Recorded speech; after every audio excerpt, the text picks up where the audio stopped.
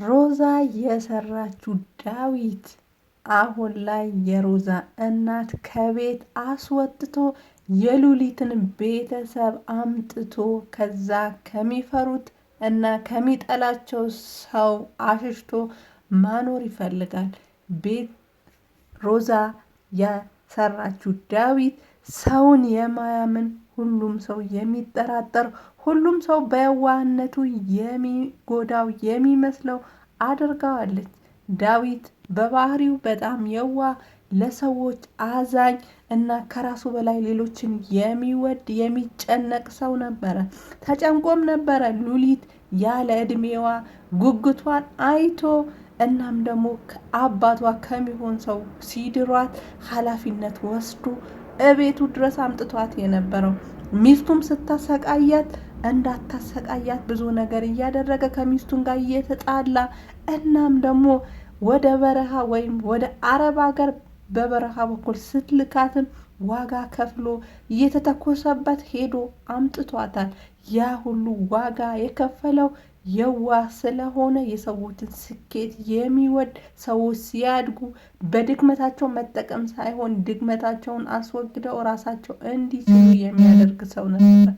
እናም ባንቴሮ ከእስር ሲፈታ ከዚህ በፊት የሚሰራውን ወንጀል እንዳይሰራ እናም ደግሞ ራሱ እንዲችል ስራ አስቀጥሮት ነበረ። እናም ያ ሆኖ ስራውን ሳይሳካለት ቀርቶ እሱ ሊገለው መጥቶ ነበረ። በስተመጨረሻም ሲጎዳ ግን በሱ ጉዳት መሳለቅ ወይም እሱን መጉዳት ሳይሆን ተያይዞት የነበረው እሱን ለማዳን መሯሯጥ፣ ለማሳከም ብዙ ሰዎችን መጠየቅ፣ መውጣት መውረድ እናም ነገሮችን ማስተካከል ነበረ የተያያዘው። ሮዛ በበኩሏ ግን አጠገቧ ያሉ ሰዎች ሁላ የምትጎዳ የምትበላ ሁሉንም ይጎዱኛል እናም እነሱ ማጥፋት አለብኝ ብላ የምታስብ ሰው ናት እና ዛሬ ላይ ከእናቷ ጋር ተማክራ የዳዊትን ሀብት በስሟ ለማዞር ብትገባም ምንም ሳይሳካላት ቀርቶ ከእናቷ ጋር እንኳን መስማማት አልቻለችም። ሌባ ሲሰርቅ ይስማማና ሲከፋፈል ይጣላል አይደለም የሚባለው? እናትየው አንቺ ብትሰሪም ብትላኪ ምንም ተሳክቶልሽ አይቼ አላቅም፣ አንቺ የነካሹ የዞርሽበት ነገር ሁላ ይበላሻል እያለች ነው። አሁንም ቢሆን ሌላኛው ተንኮሏ ዳዊትን ለማስገደል ሰው ቀጥራ ነበረ። በሚወዳት ሰው እወድሃለሁ እያለች እያታለለችው ወንጀሎችን እያሰራችው የነበረው ሰውዬ ጠብቆ ከቤት ሲወጣ ሊገለው ሞክሮ ነበረ። ግን ባንቴሮ ደርሶ አድኖታል ማለት ነው።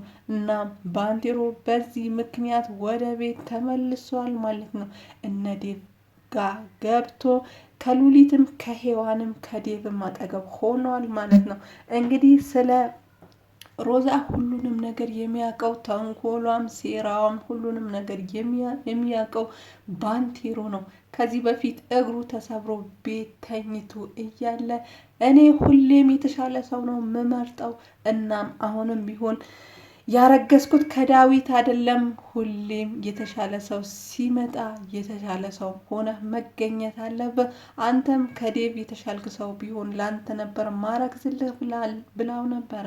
እና ያ ነገር ባንቴሮ አረሳው። ምክንያቱም ከዳዊት ውጪ ከሌላ ሰው ጋር ግንኙነት እንዳላት ያውቃል። እናም ልጁም የዳዊት እንዳልሆነ ያውቃል ማለት ነው። እናም ቀን ጠብቆ ይሄ ነገር ያፈነዳዋል ማለት ነው። እናም እሷ ሮዛም እንግዲህ ትልቅ መደራደሪያ እንደያዘች የዛ ቤት ሀብት የምትካፈልበት መንገድ እንደሆነ ስትናገር ነበረ። ግን ሚስጥሯ የታወቀባት አልመሰላትም ነበረ። ባንቴሮም እንደሚያቅም ለዳዊትም እንደሚነግረው ሲነግራት በጣም ተደናግጣ ነበረ። እናም ዳዊት አሁን ላይ የሮዛን እናት ከቤት አስወጥቶ የነ ሉሊት ቤተሰብ ወደ አዲስ አበባ እሷ አጠገብ ማምጣት ይፈልጋል እና ሉሊትም ደውለው ሰውየው እያስቸገራቸው እንደሆነ በሰላም እየኖሩ እንዳልሆነ ስትነግረው እኔ አንቺ ትጨነቂያለሽ ብዬ አልጠይቅሽም እንጂ ሁሌም እንደምታስቢ እንደሚቸገሩ አውቃለሁ። አሁን ግን አንድ ነገር አስቤያለሁ። አንድ ቆንጆ ቤት አለ እና እዛ ይኑሩ ብሎ ሲላት ሮዛ ተደብቃ ሰምታለች ማለት ነው። እናም ለዚህ ጢንዚዛ ቤተሰብ ብሎ የኔ እናት ሜዳ ላይ ጎዳና ላይ ሊጥላት ነው ማለት ነው ብላ እንግዲህ ስታስብ ነበረ። እንግዲህ ሌላ የወንጀል ፈጻሚዋም የሉሊትን ማጥፋት እንደምትፈልግ እሷን አጥፋልኝ፣ ከኔ ጋር መሆን የምትፈልግ ከሆነ እሷን አጥፍታ ነው ከኔ ጋር መሆን የምትችለው ብላለች ማለት ነው። እንግዲህ እሷ ምን አይነት ሰው እንደሆነች ባይታወቅም እሺ ብሏታል ማለት ነው። እንግዲህ እሱንም ከዚህ በፊት ዳዊትም ለመግደል ባንቴሮም ለመግደልም ለማጥፋት ለመሰለልም ሞክሮ ነበረ። እናትዮ አሁን ላይ ሮዛ ላይ በጣም አዝናለች። ምክንያቱም ልክ ዳዊት ቤት እንደገባች የዳዊትን ሀብት ንብረት ሙሉ ለሙሉ በስሟ አዙራ ጥላው እንድትሄድ ነበረ የፈለገችው።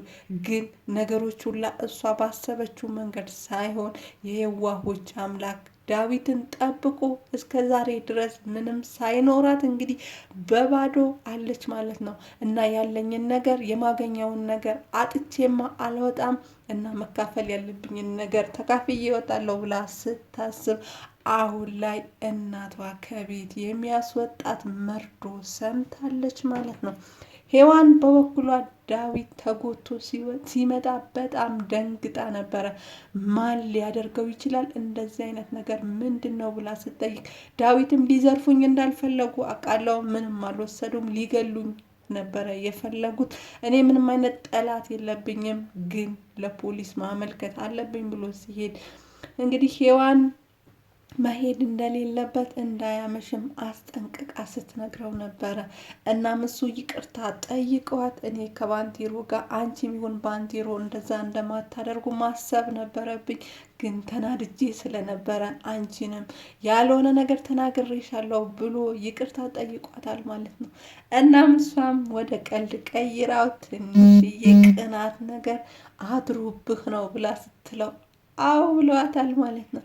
እናም ትንሽዬ መታገስን ዛሬ ላይ የምታየውን ፍቅር ልታገኝ ችለሃል ማለት ነው እና ሁሌም ታጋሽ መሆን አለብህ ብለዋለች ማለት ነው።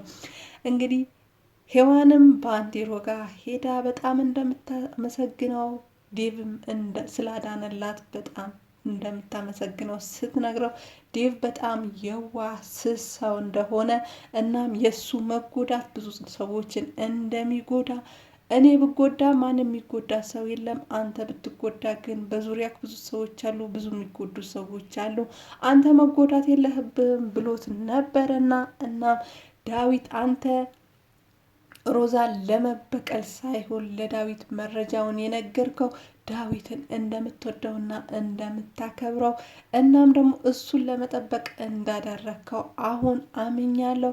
ከዚህ በፊት ያለው ግን ሮዛ አንተ ላይ ባደረገችው ነገር ለመበቀል መስሎኝ ነበረ፣ እንደዛ እንዳልሆነ አረጋግጫለሁ ብለዋለች ማለት ነው። እና እሱም እንግዲህ ወደዛ ቤት በቅርቡ ምመለስ አልመሰለኝም ነበረ፣ ግን በፍጥነት ተመልሻለሁ እና ሁሉንም ነገር አብረን የምናይ ይሆናል ብሏታል ማለት ነው። ሮዛ እንግዲህ የምትይዘው የምታስበው ነገር ሁላ ባዶ እየሆነባት እቅዶቿ ሁሉ እየፈረሱባት ቢሆንም እሷ ግን ከማን ጋር እንደምዋጋ ራሱ አላቅም፣ ግን እያንዳንዳችሁ ላይ ጦሬ መወርወሬ አላቆምም ብላ እንግዲህ አሁን ላይ ሉሊት ላይ ጦሯን ወርውራለች ማለት ነው።